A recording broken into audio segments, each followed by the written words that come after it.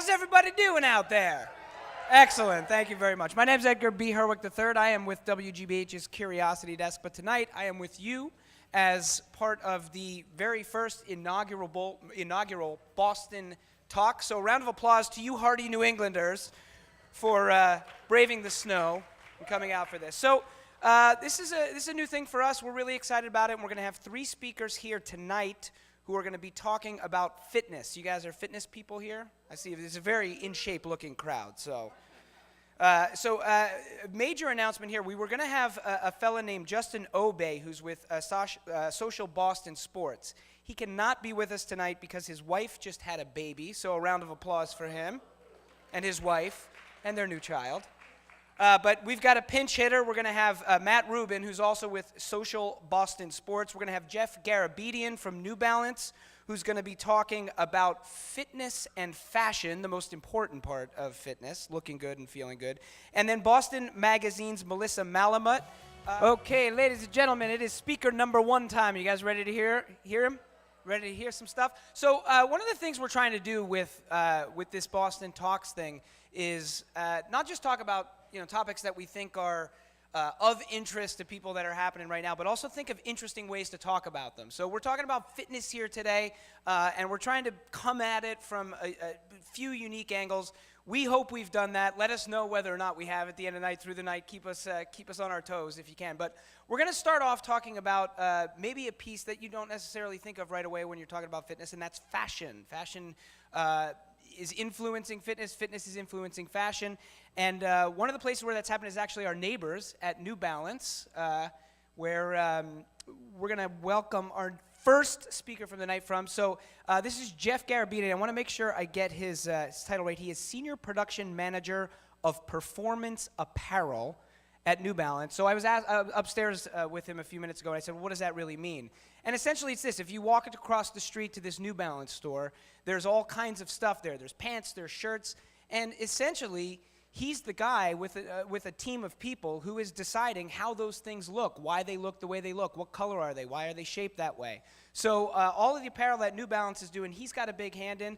So let's welcome to the stage right now Mr. Jeff Garabedian from New Balance. He's getting ready to wow you. He's got that I'm going to wow him look in his eyes. Temper the expectations, please. All right, hello everybody. How's everybody doing? All right, I'm going to talk to you very briefly about the influence of fashion on fitness and how that impacts what we do at New Balance. So I wanted to start with just talking a little bit more broad before we get into the actual product and talk about how there's just been a significant shift in how people view the idea of being healthy or being strong. The mindset in terms of working out in general has made a dramatic shift over the last 10 to 15 years. When you think of fitness these days, think about it more as fitness as a way of life. The days of, a guy going to the gym and just lifting heavy all day and a woman just walking or running on a cardio machine or a treadmill, and that's the extent of it, those days are long gone. There's like a constant evolution in how we decide we want to work out and how we want to stay fit, how we want to look and how we want to be strong. I think variety has really become kind of like the spice of life when it's talking about fitness. So if you could raise your hands, who here is pretty active? Who works out regularly? What do you do when you work out? What kind of activity? Circuit training. Anyone else? Just yell them out. Anybody? Yoga, spin, cardio, boxing, snowshoeing, CrossFit. So there's a lot of different things, and I think that combination of variety requires us to think about the way we build clothes and the way we come to market with a real new sense of versatility. Another thing to keep in mind is our daily lives compared to 15 years ago are far, far busier than they've ever been. We're connected all the time. We're always on the go. When you think about someone that's working all day, they're picking up their kids after work. If you don't have kids and you're single, maybe you're trying to plan a date so that you can have kids someday, like me. And then you're going to work out, and then you're doing a lot of different things. The windows that you have in your life are very narrow, so you're very busy. So it's not surprising that the 2 most dominant trends in the market when you're talking about working out globally are high-intensity interval training, So if anybody knows what like Barry's boot camp is, it's like those really intense bursts of energy that really keep you on the go, but they're in a short, limited amount of time so that they're easier to fit into those windows as you're transitioning through your daily life. Another one is body weight training. So think about, people aren't just doing sit-ups and push-ups anymore. There's a lot of work going on with planks and a lot of different activities where you're using your body as the force of resistance versus maybe weights in a gym or something like that. And that's really because, A, for timing, they're more convenient in terms of the amount of time you need to spend doing them, and also, you know, from an expenditure point of view, you can do them anywhere. There are things that you can do that don't require memberships. You know, people may have them, but you are able to fit them into those tight windows because you don't need to be in a certain place to do them. So when I talk about that versatility, another aspect of that, when we're thinking about how we want to build product, is, you know, how social media has sort of taken over our lives. And I don't want to step on what the speakers after me are going to talk about in terms of being social and all the technology aspects, but I'll just highlight the fact that we're accessed by a large community of people 24/7. There's images of us all the time. If there's images of us up all the time, we want to look better. I think you'll see, you know, people starting their own blogs, their own Instagram sites where they're demonstrating their own element of fitness. So the fact that people are having more eyes on us makes that element of fashion that much more important. When I think of, you know, everybody in this room, probably I see a lot of nodding heads, kind of identifies with what I've said so far. But if you get down to like the crux of who our core consumer is that really fits what I'm talking about, we really zone in on what we'll call at New Balance the metropolitan millennial. So somebody that's probably in a city or living within 15 to 20 miles of a city, probably between 22 to 29 years old. I know that age is only a mindset in some instances, but that's where a large majority of them tend to live. They're people that run, but aren't defined by running. There's kind of a new age in what running really means. There are people that run, but that's just one element of a larger kind of workout regimen that you're doing on a daily basis. And more importantly to these metropolitan millennials, aesthetic is now every bit as important as function. If you go back 15 years, really the whole point of the workout clothes was what kind of function could you get out of it. For these metropolitan millennials, the aspect of aesthetic has now risen to that same level as the function.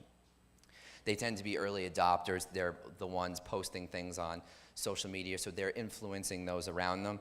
And there was a really nice quote I saw that when we asked these metropolitan millennials in a focus group, what's one sentence to tell me about you? And it's, they want to feel confident inside and out to make sure that they can navigate every aspect of their life with more conviction. And I think that really rings true to us. So when we start to think about that shift and we start to think about versatility, you know, we start to think, how are we going to do that? What does that mean? So we can look at things like different features and trims that we're adding to garments that you wouldn't have expected or wouldn't have seen 5 to 10 years ago. You know, when you think of running product in the past, you would things that had a lot of silver reflective on them, that were highly visible, that were kind of gaudy. Maybe they don't really fit in a gym or in a boot camp type of environment. So you kind of had a siloed running set of apparel, siloed set of apparel for other activities, but now you need something that works for everything. So we incorporate things like colored reflectives, things that are a little bit more stealth, more strategically thoughtful, things that add to the aesthetic as well as add to the function and not just purely in the function range. We think about fabrics. It's really important for us to find fabrics that help you transition from that window from your everyday life to your active life. So finding things with softer hands, with richer hands that feel like something you could wear in a very casual environment, and a visual aesthetic like my quarter zip that I have on right now that I could wear here and it looks very normal, but I could also wear in the gym. I could wear while I'm working out because it has drying properties. It has antimicrobial to keep up the odor, keep away the odor. Keep up the odor? Keep away the odor. You think about prints, graphics, and color is a very important thing too.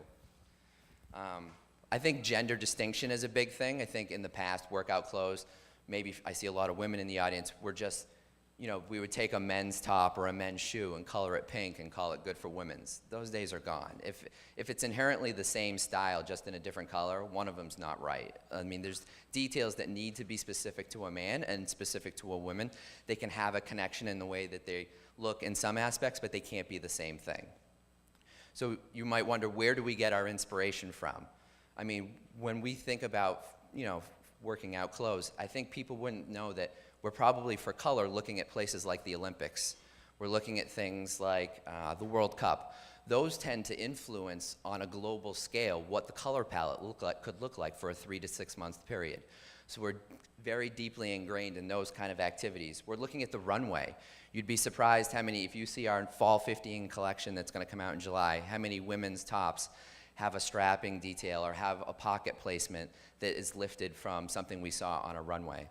And then even from just streetwear brands, that kind of element of working out clothes to your streetwear clothes, they're all kind of taking inspiration from each other. We're finding inspiration from what they do from a silhouette.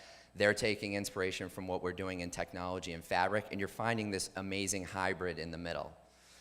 And another thing we would say is building a story. People respond better to when there's a story to it, to understanding the why. So an example would be bio-inspiration is a big theme for us at New Balance coming in Fall 15 and Spring 16. Bio-inspiration is looking at what's going on with animals and in nature and learning from them and understanding how we can take those learnings and find a way to take that concept and apply it to what's going on in the apparel. And sometimes that's just a visual thing in terms of a print execution that's like from an animal, a graphic that applies to something you would see in nature.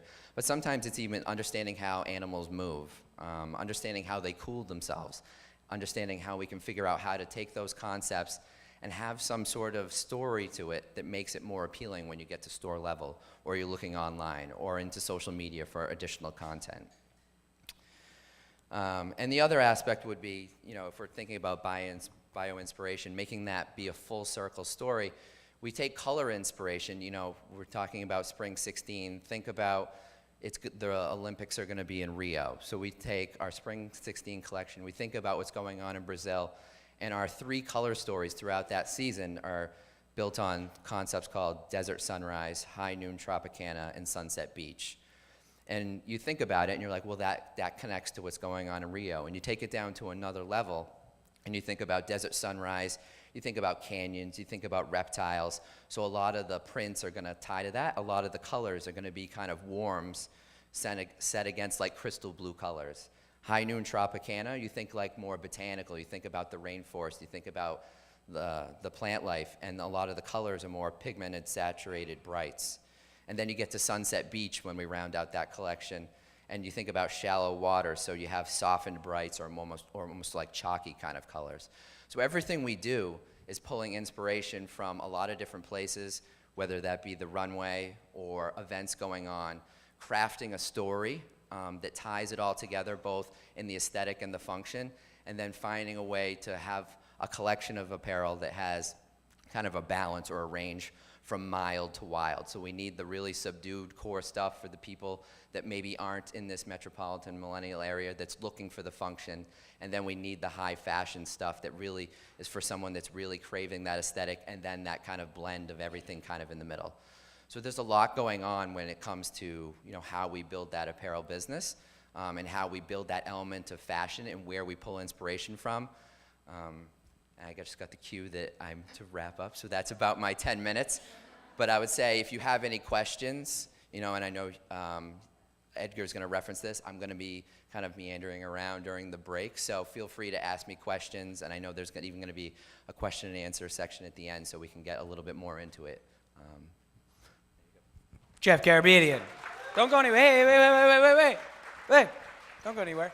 I have a question. Who came up with the name for those color palettes that you were talking about? Are you responsible for that, the tropical sunset and such? I would love to take credit for that, but that's actually our creative design director. Her name's Evie Moe. Okay, but you kind of tell her what to do. I kind of told her what to do on the down low. I actually have a question. Is there like in your time at New Balance, is there a particular piece, a particular something where you were just like, I totally nailed this, or like that you feel was like the your favorite thing that you've done? everything I do. All of it. Yes. Everything. Honestly, like if you look at our fall 15 collection, which won't be out, but make sure to go online, there's like a really amazing collection. I mean, I work particularly on men's, but I do get involved in the women's stuff. There's some women's all over bottom prints that are like probably from retailers we've pre-lined with, probably better than anything you've seen from Nike or Lululemon in the last year or two. Throwing down the gauntlet. All right, so here's the deal. We're gonna. This is one of the things that I think is really cool about this is we're gonna take about a 10-minute break, and then we're gonna have Melissa Malamut from Boston Magazine. She's gonna talk about fitness and technology. But in that 10 minutes, as Jeff was saying, if there's more you want to hear from him, go up and talk to him. If you need an icebreaker besides what you've already heard, the interesting fact about Jeff that I learned is that you've been to 5 Asian countries. Is that right? And at least one of those countries you can do a couple of phrases in the native language, right? So you can ask him about that. If you don't have any questions about fashion and fitness, you can ask him about that. But 10 minutes, we'll be back with our next speaker. Get a drink, go to the bathroom, hang out, talk to each other. Sound good? See you in 10. Okay, ladies and gentlemen.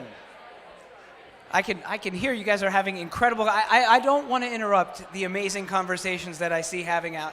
I can feel it. The energy in this room is palpable right now. But we're going to have to welcome our next speaker to the stage. But it's okay. You're going to be happy that this is happening. So, anybody here know about Boston Magazine? You've read Boston Magazine. You know about Boston Magazine, yes? So, their health editor is about to join us here. This is Melissa Malamut. Come on up to the stage. So it's interesting, Melissa, you had a long and winding road that started at Boston Magazine, then you were like writing in the sports world for a while, you were writing about makeup and fashion kind of stuff, and then you found your way back to Boston Magazine. And Melissa was telling me for the last few years, essentially, her job, her head is in studies, health studies all day long, study after study after study. Incredibly interesting. Incredibly? She's going to talk about that right now, aren't you? It's my job to basically read all the studies all day long and then sort through that information to find the most interesting and relevant information for our audience.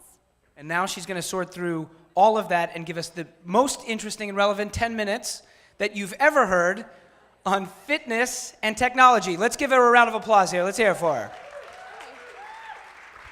Hi. Hi, everyone. Okay, so we're talking about fitness and technology. Obviously, the field is growing every day. Who's wearing a tracker, a wearable, right now? I know you are.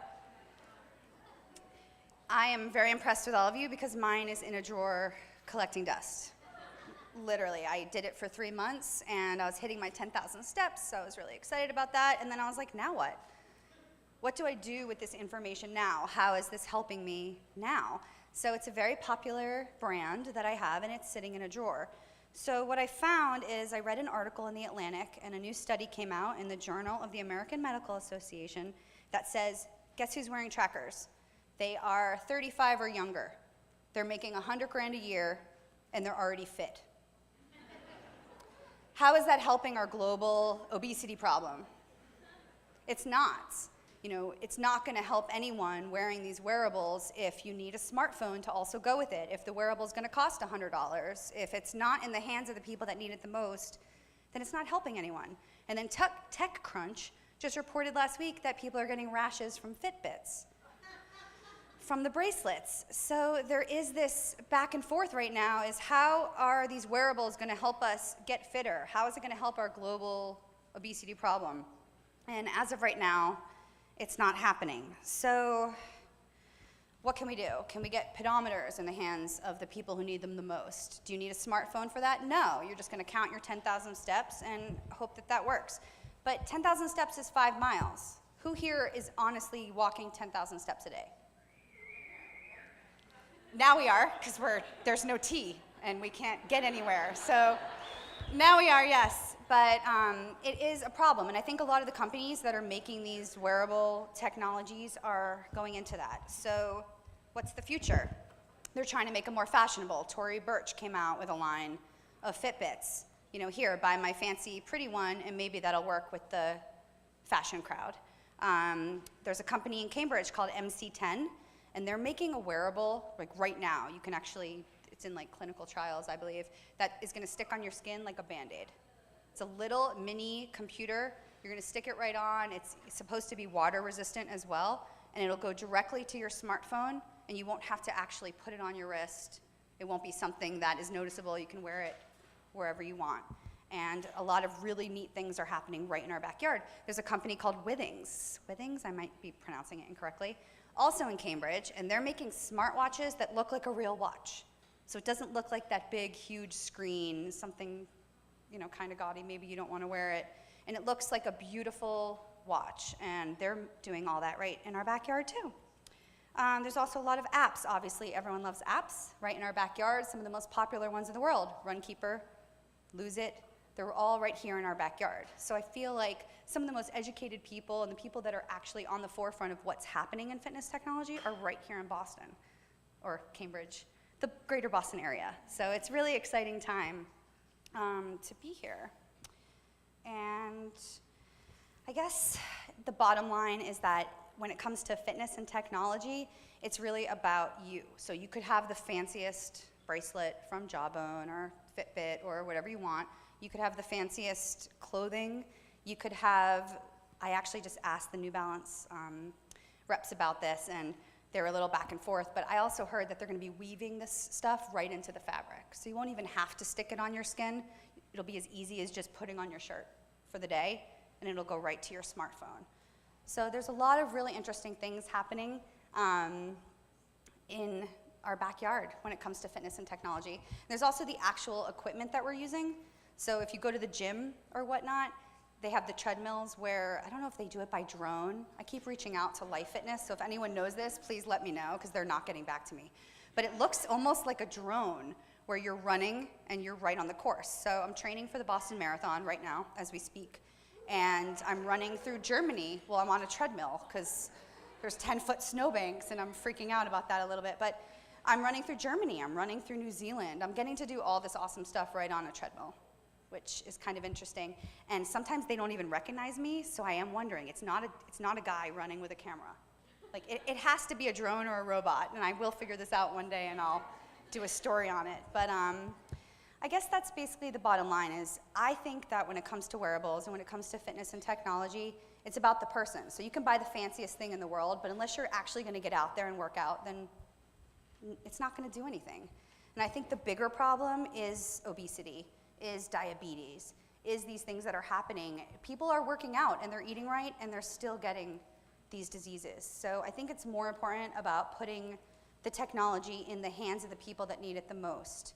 And maybe one day when the wearables become easier and it's something you just stick on your body or you just put it on as easy as a shirt, then hopefully that'll help solve the public health crisis that we have going on right now. And I'm just gonna drop the mic now and get off the stage. Fire it out into And that's it, yeah. Round of Just, applause. Don't leave yet. Don't leave yet. Don't leave yet. Don't leave yet. Quick question for you. So, hearing you talk about this idea, like, I'm going to just slip a shirt on and it's going to be measuring something or whatever, like, great. It sounds like a lot of total amazing potential benefits in the fitness, in the health department. As you read study after study, as you read about these things that are coming down the pike, does any part of you go, whoa, whoa, whoa, whoa, whoa, whoa, whoa, I'm concerned about this? Every part of me, because you read a study in very respected medical journals, and one day something's really, really awesome for you, and the next day something is really, really bad for you, and it's the exact same topic. So it's difficult, I think, not only for journalists that are trying to sort through all this information, but it's difficult for everybody to believe, because one day you need a lot of vitamin D, and the next day the sun is like really bad for you. And then one day you should drink a lot of wine, and then the next day it's so good for you. Coffee, dehydrating. No, it actually is gonna help fight diabetes. The problem with these studies is that some of them are on 10 people, like literally 10 people. How is that an accurate representation of the planet? It's not. And that's why there's so many, you can pay to be in a medical journal. So it's also a matter, there was another MIT study, and now I'm going on a tangent, sorry. Get it, just get after it. Where they literally published a fake, it was like an Onion story. They published a fake thing, and it was in a respected medical journal, because all you really have to do sometimes is throw some money behind it. So I think there are really respected doctors and researchers in this town, in Cambridge, in Boston, in Waltham, that are really putting out great info, but sometimes it's hard to sort through everything, especially when one day, you need more of this, and then the next day, you better stay away from it. So all I can do is put out factually accurate information that's, free of copy errors and hope for the best. So you just made it real serious here, which is good. No, that's okay. But I just wonder, is there a takeaway for all of us who are online or combing through our Twitter feed and we see new study says this, new study says that? How should we be filtering this information? I would check the source. The thing with Facebook, for example, which is what is driving most traffic nowadays. I love Twitter and I'm on there all day long. I'm obsessed with it because it's my personal news feed. What's your Twitter handle? Just my name. All right, so follow. Everybody's going to follow you, right? No, it's just you curate it like your own personal news feed. But Twitter's not driving traffic. Facebook is. And if you look at some of those links on Facebook, you can't even pronounce where it's coming from. It's like some random blog from some random town that no one's ever heard of. So the best thing you can do is stick with verified sources, stick with real medical journals, things that are verified on Twitter, things that you can actually Google yourself and it'll come up. PubMed, you can read the abstracts for free on these studies. You don't have to pay for them. And I think just by going with our researchers here, at all the wonderful places here, we have Harvard, we have MIT, Beth Israel, all these hospitals, MGH is constantly ranked either 1 or 2 every year from US News and World Report. The Brigham is constantly in the top 10. It's been number 9 or 6, I believe, the last couple years. Beth Israel's up there, Tufts Medical Center. I would really stick with what we have here right in our backyard. I trust our researchers. I do trust, obviously, other respected universities around the country, but it's hard. As a health editor, again, you get fed a lot of BS, and it's difficult to find the best stuff, and I guess it's just a matter of making sure everything is verified. Melissa Malamut, Boston Magazine. Round of applause. Okay, guys, another quick break, and then we're going to have our pinch hitter who's jumped in at the last minute, Matt Rubin, who has one of the great titles I've ever heard in my life. So he's with Social Boston Sports, and his title is The Commissioner. So he'll be with us in a few minutes. Grab a drink, hang out, we'll be back. The incredible connections being made here at the WGBH atrium, new friendships, old friendships being rekindled, people talking about fitness. How many people, I'm curious, how many people are actually talking about anything that's even remotely related to fitness right now? Raise your hand. I'd say that's about a third. That's pretty good. Well done. Way to stay on topic, guys. All right, we've got one more speaker with us here at our inaugural. For some reason, I keep wanting to say inaugural as inaugurable, which is not a word. So that's fine. Our inaugural Boston Talks, and that is, as I've been saying, our pinch hitter, Matt Rubin. And so Matt is the commissioner at Social Boston Sports, and I was talking to him trying to suss out, what he does. I was like, well, what do you do as commissioner? And he's kind of, explaining what he does. I said, all right, well, if I'm going to introduce you, what's the, one line I would, what's your chief responsibility? And he, with a straight face, says that his chief responsibility is providing fun for 30,000 young Bostonians. That's a pretty good job. I want him to come up here and spend 10 minutes proving that fact. So, ladies and gentlemen, welcome to the stage, Mr. Matt Rubin. Round of applause. All right. So, as you guys are aware, I'm pinch hitting. Justin, my coworker and business partner, just had his second kid. So I would love to do, since I'm supposed to be talking about social stuff in sports, I would love to take a big giant cheers photo to send to him. Is everybody cool with that? Everyone has a drink, right? This is the social part, so you should be drinking. All right. So on the count of 3, everybody get your drinks up there. Yeah, he'll love this. He loves social media too. All right, 1, 2, 3, cheers. Awesome, thank you. All right, so now to the nitty-gritty stuff. So I know it's a little cliche to start out with a quote, but I'm going to do it. So this is from Vince Lombardi. Everyone should hopefully know that he was an NFL coach, a really good one.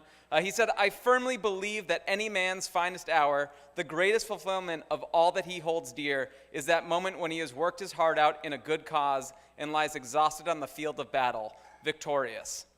And so To me, that's basically if you're playing professional football in this case, or rec league like Social Boston Sports, a pickup game with your buddies, or if you're just working out, there's no high quite like the high of accomplishing a goal, and especially if you accomplish your goal and it's winning. So Social Boston Sports was founded in 2007, and our sole purpose when we started up was really just to provide fun, like was mentioned before, to a bunch of young Bostonians. Breaking a sweat was definitely just an added benefit, but it's more fun to play sports when you're with a group of friends. I can go play tennis up against a wall and just hit, but no matter how good I am at tennis, I'm never going to beat a wall, so that kind of sucks. I can go shoot hoops and just shoot on the basket alone, but it's a lot more fun if I'm playing a pickup game. So what's been really cool over the past couple years is that there's such, as Jeff was mentioning, there's been such a variety of new ways to work out, whether you're doing CrossFit, and I'm sorry, all you New Balance people, if you're doing CrossFit, or if you're doing a league like Social Boston Sports, or if you're just going to the gym, or if you're running in the marathon, there's all sorts of really interesting ways to work out and to work out together, and not even like work out, but just break a sweat. And through SBS, I've been able to witness firsthand what happens when you get a bunch of like-minded people in the same room together. It almost like pre-qualifies you. If we all sign up for a kickball league, we at least are all kind of crazy enough to try kickball. And from that, I mean, we've seen people that met on the dodgeball court and ended up starting companies together. I actually think Backupify, I don't know if you guys know that one. I think it's a Cambridge company, yeah. They're like a whole bunch of SBS dodgeball players, which was really cool to see. People have met their roommates, their boyfriends, girlfriends, spouses, ex-spouses, all sorts of stuff, just by playing, from meeting through SBS, which is Social Boston Sports. There's our competitor, BSSC, very similar acronyms. It's SBS, that's the one I'm from. Let's see. So, some of the best friends, just personally, some of the best friends that I've made in Boston, I've met through playing SBS. And it's incredible whether they're teammates or whether they're opponents. There's something about just being competitive and having good, clean, friendly competition that brings people together. And we've seen actually a lot of companies, Jeff was saying earlier, he plays with BSSC, so we can all boo him for that. But we've seen a lot of companies put teams together because it is such a great bonding experience. If you're working together and you're spending a lot of time together working on, if it's New Balance, your clothes or whatever your business is, and then you go out and play sports together, there is like that bonding of what Vince Lombardi said, everyone working together to accomplish a single goal. And the high of winning is definitely great, but there's also a lot of positive things that can be pulled out through adversity. If your kickball team loses, and then comes back next week and you try to win. That's also always great. And I always say the sweet isn't as sweet without the sour. So it's, my biggest problem was always like I hate working out. And it's very easy to like cheat on yourself. So if I'm like, I'm going to go home from work and I'm going to go work out, and then, I don't know, like the Bruins are on, I'm like, they're playing the Canadians, like I'm going to watch that instead. Or whatever it is. I don't know if people gave stuff up for Lent, but it's very easy to have like your cheat day. If you're on a diet and you have your cheat day, it's very easy to cheat on yourself. It's very hard when you have a team of other people that are also relying on you. And so one of the things that we offer at SBS is called Fit League, where it's a little bit like CrossFit, yeah, but less intense. It's all about sort of having fun and having your teammates rely on you. So it's like personal training, but it's a little bit of a competition. And you also have your teammates sort of helping you out, and when you're kind of feeling like lazy and sitting on the couch and you don't want to go, your teammates are requiring you to be there. And so I play soccer, and if I'm banged up from the previous game and I kind of don't want to go, but I know they're not going to have a goalie if I don't go, that encourages me to get off my ass and go play. So actually at SBS, because of that whole team mentality, when we're hiring people full time, we always ask them what's your definition of a team? And so our events manager, who we hired 6 months ago, said that being a part of a team means that you're never alone. They're there to pick you up when you're down or give you the confidence you need to push through. And our partner relations manager, which is just fancy for dealing with sponsorships, said acting as one unit made up of several components that rely on each other for success, and making sure that each teammate has the support that they need to excel and thrive within the group.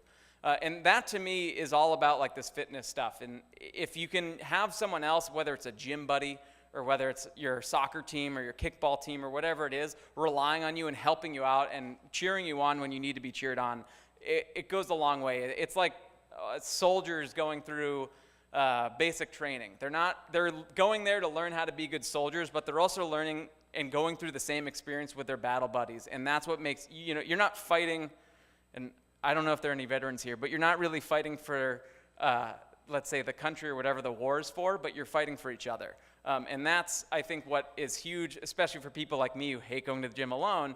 If I'm going to the gym with somebody, they're relying on me just as much as I'm relying on them.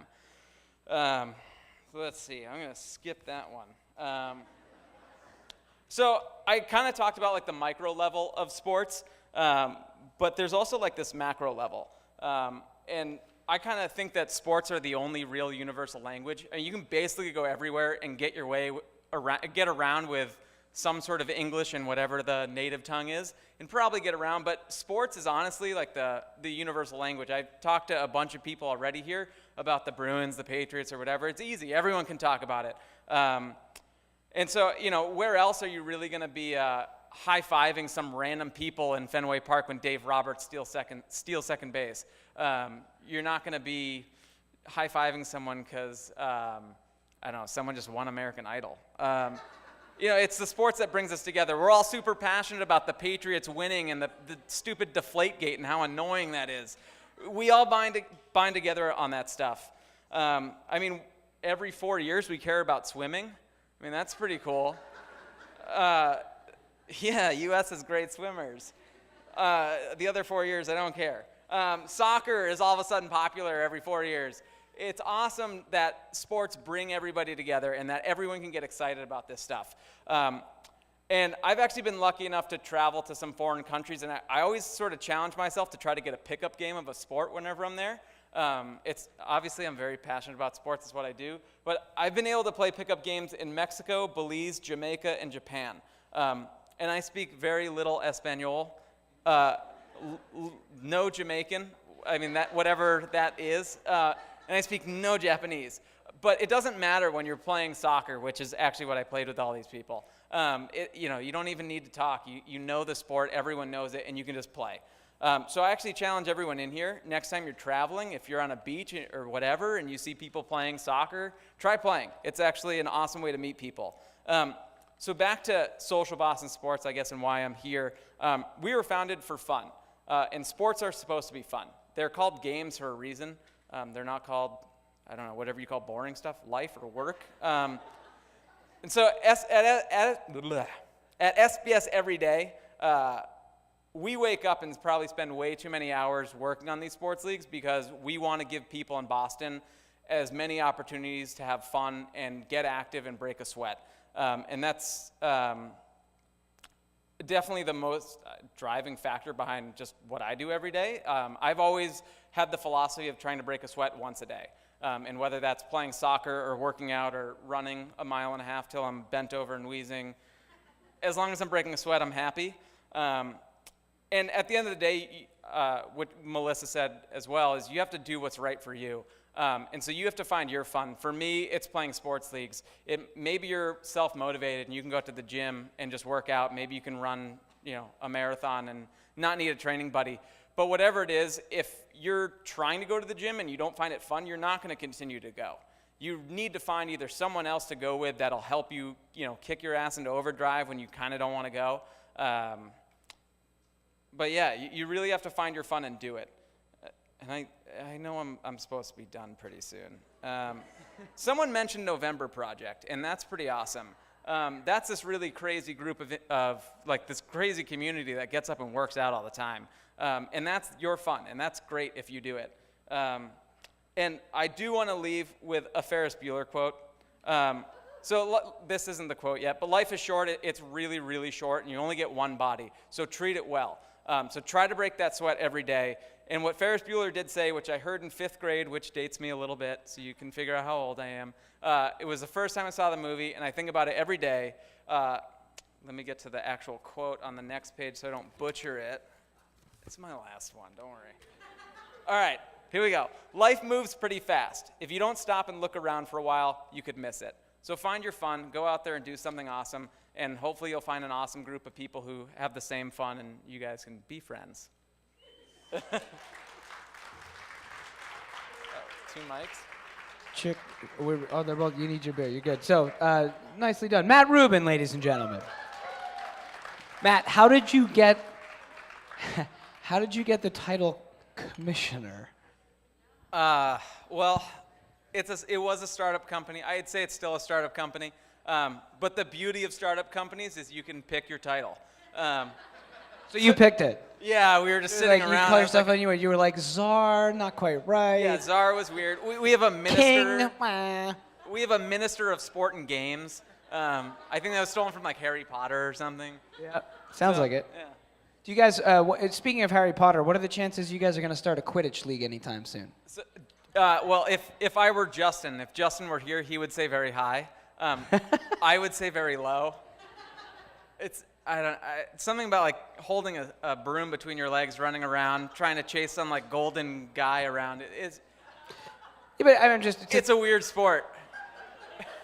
To somebody who's uninitiated, though, like a guy on ice skates with a wooden stick and a rubber puck, that sounds weird too. You know what I'm saying? Yeah. Like to an alien coming down to the United States, Yeah, or well, to like the. I think Quidditch is world. weird to aliens and to humans. Okay, fair enough. All right, so let's welcome our other two speakers back up to the stage just for one last moment. Jeff and Melissa, where are you guys at? Jeff, Melissa, still here? Come back up. Round of applause for everybody who's been here.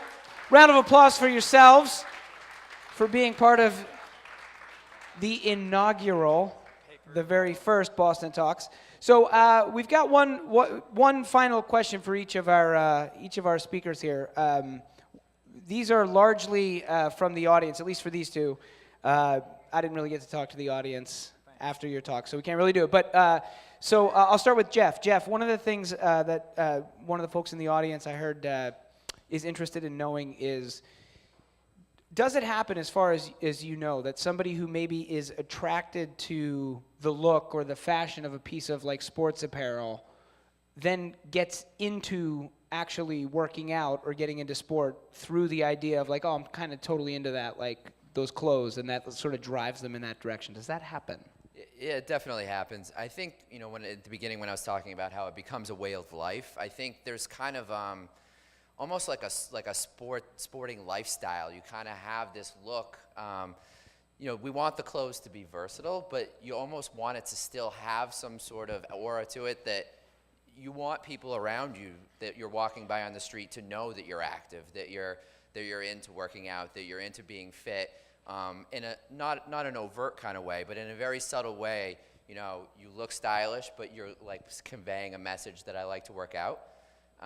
And we've definitely seen instances where, that focus group I talked about earlier, where they talked about they want to be able to navigate their life with conviction.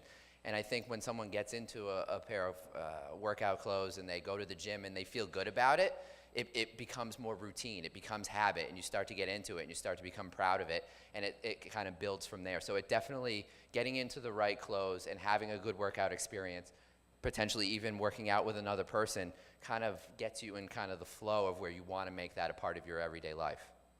Excellent. Cool. Melissa, question for you. As a journalist, which is I think interesting, like to I was talking to a few people, the idea of like, journalists talking to people, learning about things is interesting. Who would be like the biggest, most famous, important person that you have ever interviewed? That's two. Well, Jennifer Aniston, in person, and she touched my leg. I was like, what? Yes. She's just as beautiful in person as she is on television.